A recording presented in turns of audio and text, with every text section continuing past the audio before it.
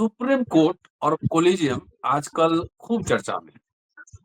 उनके द्वारा रिकमेंडेशन किए गए नामों को लेकर और जो नियुक्तियां हुई हैं उसको भी लेकर आज दो महत्वपूर्ण मुद्दा है जिस पर हम चर्चा करने जा रहे हैं। पहला, justice Yashwant Verma, cash at home. कि जो आपने देखा होगा, कई एपिसोड हमने बनाए हैं, इसके बाद क्या क्या घटनाक्रम हुए उस पर हम बातचीत कर चुके हैं। जस्टिस वर्मा पर महाभियोग लगाने की सिफारिश हुई थी, उसको जस्टिस वर्मा ने सुप्रीम कोर्ट में चुनौती दी और चुनौती में उसको खारिज करने की मांग की, लेकिन ये याचिका खारिज कर दी गई है और जस्टिस दीपांकर दत्ता और जस्टिस एजी मसीह की पीठ ने कहा कि जस्टिस वर्मा का आचरण विश्वास पैदा नहीं करता है, इसलिए उनकी याचिका पर विश्वास नहीं किया जा सकता है। उधर सुप्रीम कोर्ट के पूर्व न्यायाधीश जस्टिस मदन बी लोकुर ने गंभीर सवाल उठाए। उन्होंने कहा है कि जजों की नियुक्ति में कार्यपालिका का बहुत हस्तक्षेप हो रहा है, अटकाना लटकाना सब चल रहा है और ऐसा चल रहा है कि रिकमेंडेशन में जूनियर का नाम पहले भेज दिया जाए और सीनियर को लटका दिया जाए ताकि परेशान होकर वो अपना नाम ही विड्रॉ कर ले। ये तमाम मसले हैं। जस्टिस लोकुर की टिप्पणी का क्या अर्थ है, और ये तो दिख ही रहा है कि सरकारी हस्तक्षेप हो भी रहे हैं और जुडिशरी बहुत जगह उस तरह से काम भी कर रही है। सवाल ये भी उठ रहा है कि जुडिशरी का काम संविधान सम्मत न्याय देना है, किसी विचारधारा से नहीं। आप भले ही जज बनने से पहले किसी भी विचारधारा के रहे हो, लेकिन जब जज की कुर्सी पर बैठते हैं तो आपसे उम्मीद की जाती है कि संविधान की रक्षा करेंगे और संविधान के नियमों के, कानून और प्रावधानों के हिसाब से न्याय देंगे। इसीलिए तो पंच परमेश्वर कहा गया। स्कूल में हमने कहानियां वो पढ़ी। हमारे साथ जेपी सिंह साहब हैं, कानूनविद भी हैं, पत्रकार और संपादक भी रहे हैं।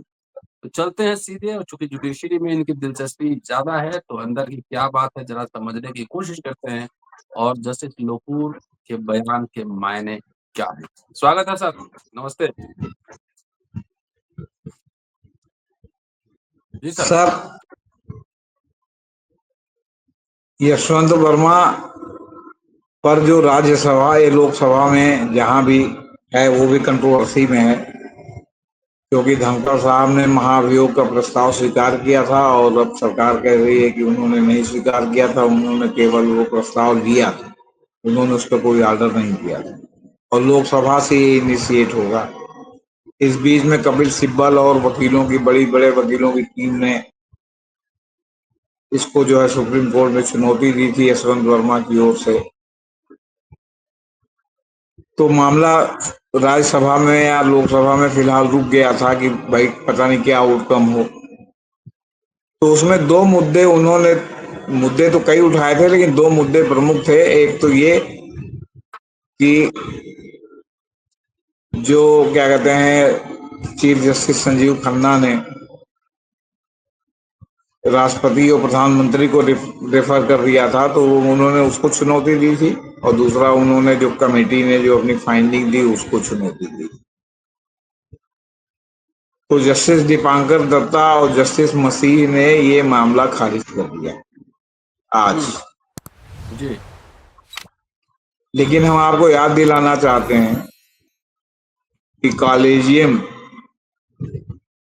जिसमें सुप्रीम कोर्ट के सबसे शीर्ष पर 3 जज, चीफ जस्टिस, उसके बाद नंबर 2, उसके बाद नंबर 3 उसके मेंबर होते हैं सुप्रीम कोर्ट के मामलों में, उनकी कमेटी की रिपोर्ट को उनसे जूनियर जज, उनके द्वारा लिए गए निर्णय को उनसे जूनियर जज कैसे खारिज करेंगे। तो ये जब दीपांकर दत्ता और मसीह को सौंपा गया तभी मुझे ये स्पष्ट था कि ये खारिज ही होना है। क्यों? क्योंकि सुप्रीम कोर्ट में ही कॉलेजियम के निर्णयों को कैसे जो है जूनियर जो है क्या कहते हैं जो कॉलेजियम से नीचे के जज हैं वो उनको चुनौती देंगे या उसके ऊपर कोई जो है एडवर्स ऑर्डर पास करेंगे।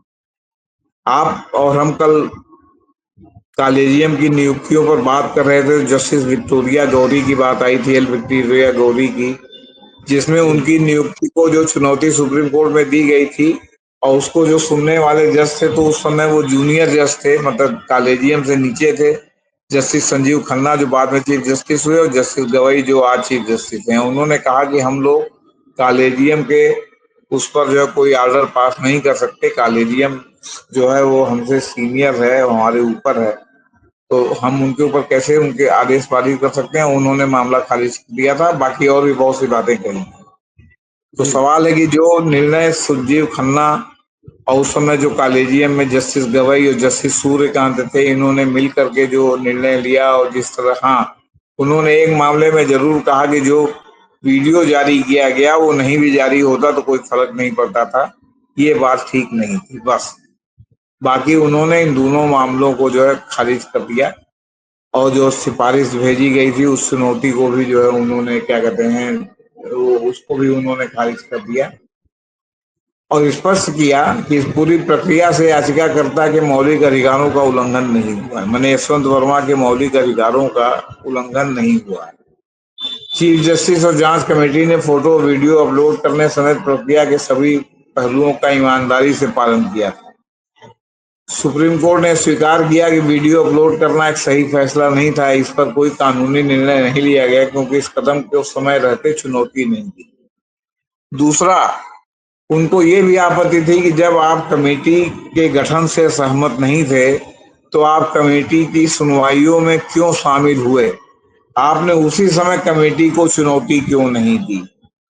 जी, आपको चुनौती देना चाहिए था। और यहाँ ये भी प्रश्न अंतर्निहित था कि जो पैसा वहां बरामद हुआ वो आपका है या नहीं है। आपने इसको कहाँ चुनौती दी? ये पैसा मेरा नहीं है या नहीं है, इसके आधार पर जो मुझे दंडित किया जा रहा। तो कमेटी की मीटिंग में आप, आपकी लड़की, आपके घर के नौकर, 55 लोग करीब लोगों ने गवाही दी, और उनके हुँ, आधार पर कमेटी जो है एक निर्णय पर पहुंची। और कमेटी भी 3 सीनियर मोस्ट जजों की थी जो आपसे ऊपर थे, क्योंकि ये भी नियम है कि जिसकी जांच हो रही है उसके समकक्ष या उसके नीचे का आदमी उसकी जांच नहीं करेगा, उससे ऊपर का लोग उसका जांच करेगा।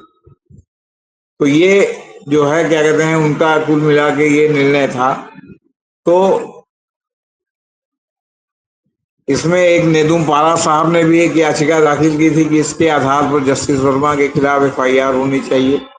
उसको भी खारिज कर दिया सुप्रीम कोर्ट ने, उसको भी स्वीकार नहीं किया। और ये 14 मार्च को जस्टिस वर्मा के घर रात में जो है वो आउट हाउस में के कमरे में आग लग गई है। उसमें जो है जब फायर कर्मी और पुलिस वाले पहुंचे तो आग लगी हुई थी, नोटों की जली हुई गड्डियां थी, कुछ सही सलामत भी थी। तमाम खबरें छन के आई सूत्रों के हवाले से कि नोटों की छल्लियां लगी हुई थी। छल्लियां माने एक के ऊपर एक गड्डी, एक के ऊपर एक गड्डी, एक के ऊपर एक गड्डी, अच्छी खासी गड्डियां थी। और ये प्रतिध्वनि निकली कि जितने नोट जले हैं उससे कम बचे नहीं, उससे ज्यादा बचे भी हैं। फिर नोट कैसे जली ये भी नहीं प्रमाणित हुआ कि शॉर्ट सर्किट हुआ या किसी ने नोट में आग लगाई। अगर किसी ने जान के नोट में आग लगाई तो ये अपने आप में अधिकार है, क्योंकि करेंसी नोट जलाना जो है वो क्या कहते हैं, भारत में जो है वो अपराध माना जाता है। अब ये सारी बातें थी, लेकिन अब उस समय जो इन्होंने थोड़ी किन कर्तव्य विमूढ़ता दिखाई, या सीनियर वकीलों से खुद जज होने के नाते ज्ञान इनके पास बहुत है, अपना ज्ञान इस्तेमाल किया, वरना उसी समय ये सब चीजों को चुनौती देते तो बात हुँ, प्रेसिपिटेट हो सकती थी कि किसकी नोट थी, कहाँ गई, पुलिस ने क्यों नहीं एफआईआर किया। हालांकि आगे आने वाले समय में जब इनके ऊपर महाअभियोग चलेगा और 3 लोगों की जांच कमेटी बनेगी, वो इनको अगर बुलाएगी तो हो सकता है ये सब सवाल उठे वहां, हुँ, या ये अपनी सफाई में जो कहना चाहें तो ये सब सवाल को उठाएं। फिलहाल तो इनका मामला खारिज हो गया, और इस खारिज होने के साथ वो जो एक जिस थी कि महाअभियोग चलेगा कि नहीं चलेगा, क्या यहाँ होगा, उसका मार्ग प्रशस्त हो गया है। अब इनके ऊपर महाअभियोग का मार्ग खुल गया है। चूंकि एक ही सत्र में सब चीजें होती हैं तो हो सकता है कि सत्र खत्म होते होते इनके ऊपर जो है कमेटी बन जाए जांच वाली, क्योंकि वो कमेटी पार्लियामेंट अलग बनाई है। 3 हुँ, माननीय लोगों की, हो सकता है उसमें कोई पूर्व जज को भी रखे। अब हम लोग आए लोकूर साहब पर। जी, जी, कॉलेजियम अपॉइंटमेंट सुप्रीम कोर्ट। नहीं तो लोकूर जी, साहब ने तो जो आपने कहा वो तो आपने कहा ही। जो असली मामला है तो लोकूर साहब ने यहाँ तक कहा कि जो उत्कृष्ट वकील है उसको बिना किसी बाधा के नियुक्त किया जाना चाहिए, जो कि नियुक्त नहीं हो रहे हैं। हमें ये सोचना होगा कि जजों की नियुक्ति कैसे की जाए। और जब एनजेएसी बना था, उसको खारिज किया गया था, उस समय मेमोरेंडम ऑफ प्रोसीजर तत्कालीन चीफ जस्टिस केहर साहब की अध्यक्षता में बना था, सबकी सहमत से कि किस प्रकार नियुक्ति हो जाएगी। तो केहर साहब गए, केहर साहब के बाद दीपक मिश्रा चीफ जस्टिस आए, वो गए। दीपक मिश्रा के बाद बोबड़े साहब आए, वो गए। उसके बाद जो है वो आंध्र प्रदेश वाले रमणा साहब आए, वो गए। रमणा साहब गए, यूवी ललित आए, वो गए। यूवी ललित के बाद चंद्रचूड़ साहब आए, वो गए। उनके आने के बाद संजीव खन्ना आए, वो एक संक्षिप्त कार्यकाल के बाद गए। अब गवई साहब हैं, ये भी जो है जल्दी ही जाने वाले हैं। आधा टेन्योर इनका बीत चुका है, आधा ही आधे से कम बचा हुआ है। लेकिन वो एमओपी जो है, मेमोरेंडम ऑफ प्रोसीजर, जो नियुक्ति वाला है, वो अभी तक जो है लागू नहीं हुआ। जो पुरानी पद्धति है उसी के अनुसार चल रहा है। और कॉलेजियम एक प्रकार की सर्च कमेटी बन गई है, जो नाम भेजती है। उसमें पिक एंड चूज सरकार होती है, उसके आधार पर नियुक्ति करती है। जूनियर को सीनियर, सीनियर को जूनियर बना देती है। तो सवाल इस बात का है कि लोकूर साहब ने कहा कि कॉलेजियम जो नाम वापस भेजती है, तो ये प्रश्न है जो हमें पूछने चाहिए कि हम सभी से, खासकर सरकार से जवाब मिलने चाहिए कि फिर कॉलेजियम की नियुक्ति का क्या मतलब है। और उन्होंने कहा कि कार्यपालिका हस्तक्षेप बढ़ता जा रहा है। कॉलेजियम इसलिए तो बनाया नहीं गया था कि कार्यपालिका का हस्तक्षेप हो, तो पहले तो कार्यपालिका ही नियुक्त करती थी ना। तो प्रकरणांतर से घुमा फिरा के नाम आप देते हैं, नियुक्त कार्यपालिका करती है, जिसका चाहे करती है, जिसका नहीं चाहिए नहीं करती। हाँ, आप नाम नहीं देते तो उसका नाम अपनी तरफ से वो जोड़ती नहीं। और पहले जो है वो क्या कहते हैं, कार्यपालिका सर्वशक्तिमान थी, वो कुछ भी कर सकती थी। वो नाम भेजती थी तो चीफ जस्टिस उस पर सहमति देते थे, नहीं देते थे। तो इसके अलावा उन्होंने जो कॉलेजियम की कुछ नियुक्तियां हैं उस पर भी सवाल उठाए। जैसे उन्होंने इलाहाबाद हाई कोर्ट के एक वकील का, जज साहब का वो दिया, जो उन्होंने सिविल मैटर क्राइम मैटर बना दिया। अब जजों की गुणवत्ता पर भी उन्होंने सवाल उठाया। अब उन्होंने कहा कि मैंने एक ऐसे जज के कुछ फैसले पढ़े जिनकी अंग्रेजी कोई समझ ही नहीं सकता। आप समझ लीजिए कि जज साहब जो है वो कैसा जो है जजमेंट देते रहे होंगे। अब जो लोकूर साहब ने ये भी कहा कि इतिहास में पहली बार है, भारत के इतिहास में, कि संसद में दो हाई कोर्ट के जजों के खिलाफ महाभियोग प्रस्ताव लंबित। अब दो हाई कोर्ट जो उन्होंने कहा, तो चूंकि दिल्ली हाई कोर्ट का जज रहते हुए यशवंत वर्मा का मामला विवाद में, भले भी इलाहाबाद हाई कोर्ट मूल उनका हो, वापस भेज दिए गए, और दूसरा शेखर यादव। तो सवाल है कि लेकिन लंबित है, लेकिन इस पर भी जो है कोई कंक्रीट बात सामने नहीं आ रही है। तो इससे हमें बहुत सावधान रहना पड़ेगा कि हम किस प्रकार के व्यक्तियों को जज नियुक्त कर रहे हैं। साथ ही जजों पर नजर रखनी होगी जब वे जजों के बेंच पर हों, ताकि यह सुनिश्चित किया जा सके कि इस प्रकार की घटनाएं न घटें। लेकिन जो उन्होंने बहुत महत्वपूर्ण बात कही, तबादलों पर उन्होंने कहा कि बिना किसी उकसावे या कारण के तबादले होते रहते हैं। दिल्ली हाई कोर्ट में जस्टिस मुरलीधर का तबादला, जैसा कि हम सभी जानते हैं, दंगों के दौरान एक ऐसा आदेश पारित करने के कारण किया गया जो सरकार को पसंद नहीं था। हाल में 21 हाई कोर्ट के जजों के तबादले की घटना का उल्लेख करते हुए उन्होंने कहा कि हमें नहीं पता कि उनका तबादला क्यों किया गया।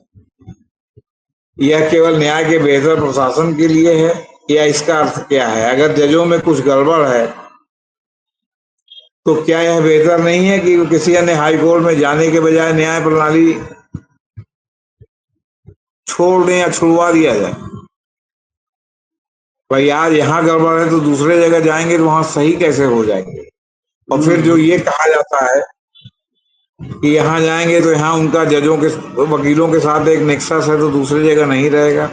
लेकिन मैं अपने अनुभव से जानता हूँ, इलाहाबाद हाई कोर्ट की इस तरह की जो जज जो है राजस्थान से लेकर चेन्नई तक जाते हैं, तो पता चला कि वहाँ के मुकदमे में वहाँ के मुवक्किल, वहाँ के वकील आके यहाँ के उनके लगुआ भगुआ वकीलों को ले जाते हैं रिलीफ पाने के।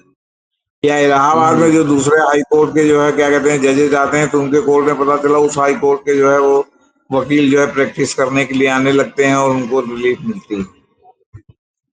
तो सवाल इस बात का है कि अगर गड़बड़ है तो गड़बड़ है, तो फिर गड़बड़ है तो उनको जो है वो मतलब निकालने की प्रणाली होनी चाहिए ना, जो महाभियोग से इतर होनी चाहिए। तो अब सवाल है कि उन्होंने एक सवाल और कहा कि जो जजों की ट्रांसफर पोस्टिंग है वो इतना अपारदर्शी है कि उसमें सीनियर को जूनियर और जूनियर को सीनियर बना दिया गया। अब इलाहाबाद हाईकोर्ट से अभी हाल में जो ट्रांसफर हुए हैं, वो अचानक जो है जूनियर से जो है जाके जहां वहां दो दो जजों से सीनियर हो गए, समझ लीजिए यहाँ थे तो जूनियर ही थे। तो अब ये सब जो गोरख धंधा चल रहा है ये क्या करेंगे? इसके बाद उन्होंने कहा कि रिटायरमेंट के बाद जो नियुक्तियों की इच्छा जजों के मन में है, क्या वो इसे किसी तरह जो है कंट्रोल नहीं कर सकते?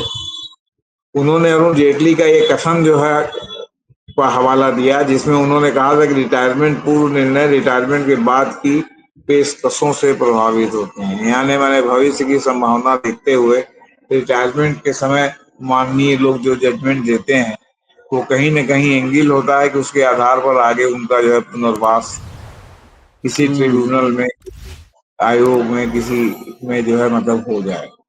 अब उन्होंने इसमें भी सवाल उठाया कि एक पूर्व जस्टिस को राज्यसभा की सीट से पुरस्कृत किया गया, एक अन्य जज को एक राज्य का राज्यपाल बनाया गया, जस्टिस सदाशिवम।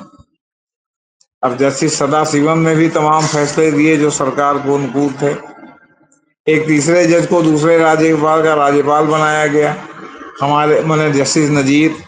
हमारे यहाँ रिटायर्ड जज राजनीति में शामिल हुए हैं, एक वर्तमान जज ने राजनीति में शामिल होने के लिए इस्तीफा दे दिया, justice Ganguly Calcutta high court से, अच्छा। और वो जीत भी गए चुनाव और अभी एमपी हैं। संयोग है कि वो जो है क्या कहते हैं, उनको मोदी सरकार में मंत्री नहीं बनाया गया, वरना वो तो इसी आशा से आए थे कि उनको जो है मंत्री बना दिया जाएगा, और भरसक उनकी अभिलाषा रही होगी कानून मंत्री बना दिया जाएगा, कानून जानने वाले हैं तो पूरे देश के जजों को जो है यहीं से कानून मंत्री बन के वो हाँकेंगे। ये मैं अपनी ओर से कह रहा हूँ, ये उन्होंने नहीं कहा, उन्होंने केवल सवाल हम्म। उठाया। तो सवाल है कि सर इतनी सब स्थितियां हैं कि एक और, अच्छा अब एक और सुन लीजिए जो आपने नहीं उल्लेख किया। आज एक मामला ईडी का आया जो है चीफ जस्टिस गवई के कोर्ट में। तो हम्म। गवई साहब अभी कुछ दिन पहले ही ईडी के मामले में कह चुके हैं कि आप जो है राजनीति का अखाड़ा क्यों बन रहे हो, राजनीति को राजनीति रहने दो। अब राजनीतिक रूप से आप ईडी को कहा कि आप इस्तेमाल मत हो, लेकिन मौखिक कहा था। आज फिर उन्होंने मौखिक कहा हम्म। कि आपके दोष सिद्ध की स्थिति बहुत ही दयनीय है, मैंने उसका जो है परसेंटेज बहुत ही लो है, अत्यंत लो है, नेग्लिजिबल टाइप का। लेकिन आप अपने ईडी कानून के या पीएमएलए कानून के तहत लोगों को अनंत काल तक जेल में रखने में सफल रहते हैं। अब ये भी मौखिक कहा, जबकि बहुत बड़ी टिप्पणी। तो इस टिप्पणी को आप इस रूप में ले सकते हैं कि उधर जस्टिस दीपांकर दत्ता ने जिस तरह राहुल गांधी को न्याय से इतर, उनकी नागरिकता से लेके, उनके भारतीयता से लेके, उनके देशभक्ति से लेके तमाम मामलों को नसीहत नुमा जो है वो सलाह दी और जो है फटकार लगाई, उस तरह ईडी को फटकार जो है सुप्रीम कोर्ट से लग रही। मतलब कुल मिला के चेक एंड बैलेंस है कि केवल जो है वो लीडर ऑफ अपोजिशन को जो है नहीं फटकार लग रही है, सरकार को भी कहीं ना कहीं किसी न किसी रूप में फटकार लग रही है। लेकिन my lord, me lord, your honour, मेरी आपसे करबद्ध प्रार्थना है कि जो ये सब गड़बड़ियां दिखाई पड़ रही हैं उन पर लिखित लिखित ऑर्डर। आदेश जी, ताकि उसका इम्प्लीमेंटेशन हो, उसका मिसयूज ना हो। क्योंकि आप इधर कहेंगे वो एक कान से सुनेंगे, दूसरे कान से निकाल देंगे, क्योंकि बाध्यकारी तो है नहीं है। एक बार आप और कह देंगे कि भाई हम बार बार कह रहे हैं लेकिन आप लोग मान नहीं रहे, हो सकता है हमको भविष्य में ऑर्डर करना पड़ेगा, तो जब करेंगे तब देखेंगे। अभी तो जो हमारा मन है वो हम करेंगे। आपने बिहार में ही देखा कि एसआईआर में सुप्रीम कोर्ट ने कहा कि आप जो है वो दो दो बार कहा, दोबारा भी हुआ तो जस्टिस सूर्यकांत की पीठ में गया तो उन्होंने भी कहा कि आप जो है इसमें आधार कार्ड को मानिए, लेकिन जो है उन्होंने आधार कार्ड नहीं माना। अब 12 तारीख को सुनवाई है, देखिए क्या होता है। एसआईआर में जो लिस्ट जारी हुई उसमें जो है उन्होंने डिटेल नहीं दिया कि किसका नाम है, क्या है, क्या है, बस खाली एक संख्या दी है। और किस किस क्षेत्र से कौन कितने लोग हटाए गए मोटा मोटी। अब उस पर भी रिट नई एडीआर की हो गई है, उसमें फिर उन्होंने जवाब मांगा जस्टिस सूर्यकांत ने, शनिवार तक 12 तारीख को सुनवाई है। तो कहने का है कि मौखिक जो है उससे मिलान निकलिए और लिखित आदेश पारित कीजिए, चाहे वो जिस रूप में हो, चाहे निर्णय के रूप में हो, डायरेक्शन के रूप में हो, सुओ मोटो हो, ताकि जो गड़बड़ियां हो रही हैं वो ना हो। जो जी, अन्याय जी, हो जी। रहा है लोगों के साथ अनिश्चित काल तक जो है बिना मुकदमा चलाए जेल में है, बिना सबूत के जेल में है। तो ये जो आप खुद कहते हैं कि मानवाधिकार और अभिव्यक्ति की स्वतंत्रता सब ऊपर ही है, संविधान के अनुसार है, मूल अधिकार के अनुसार है, तो इसका उल्लंघन क्यों हो रहा है। अब आपने देखा होगा कि अभी सत्येंद्र जैन 3 साल 4 साल जेल में रहे, बेचारी जमानत तक नहीं हो रही, और अब जी, जी। सीबीआई ने उनको क्लीन चिट दे दी और कोर्ट ने स्वीकार भी कर दिया उस क्लीन चिट को। तो आप बताइए क्या उनको कोई जो है कंपनसेशन मिलेगा। वो मंत्री थे, सीनियर मंत्री थे सरकार में। तो एक प्रकार से आप अपने उद्देश्य में सफल रहे। आपने पहले सत्येंद्र जैन को टांगा, फिर मनीष सिसोदिया को टांगा, फिर केजरीवाल को टांगा, और जनता में ये परसेप्शन फैलवा दिया कि ये जो है महाभ्रष्ट हैं। तो महाभ्रष्ट हैं तो सत्येंद्र जैन के खिलाफ सबूत क्यों नहीं मिले अगर महाभ्रष्ट हैं तो।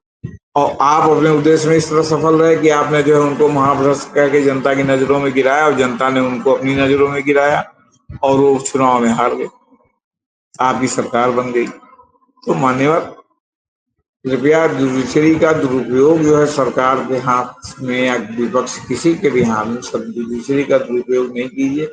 हम लोग सब लोग न्याय चाहते हैं, और हम लोग लोकतंत्र तभी बना रह सकता है जब हमको समय से और ईमानदारी से न्याय मिले। जी। शुक्रिया सर। तो इतिहास में पहली बार 2 जजों पर महाभियोग, जस्टिस लोकुर की लंबित तीखी प्रतिक्रिया। हाँ? 2 जजों पर लंबित लंबित, महाभियोग लंबित। और कौन ऐसे जज हैं जिनकी अंग्रेजी नहीं समझ में आ रही, कौन-सी अंग्रेजी लिखते हैं? जस्टिस लोकुर ने कोलिजियम से नियुक्ति से लेकर ट्रांसफर, पोस्टिंग तमाम चीज पर सवाल उठाए हैं। जुडिशरी को अपने बारे में भी सोचना चाहिए, ज्यादा से ज्यादा ट्रांसपेरेंट और न्याय संगत होना चाहिए, न्याय संविधान के हिसाब से। शुक्रिया, देखते रहिए अमृत। Thank you sir.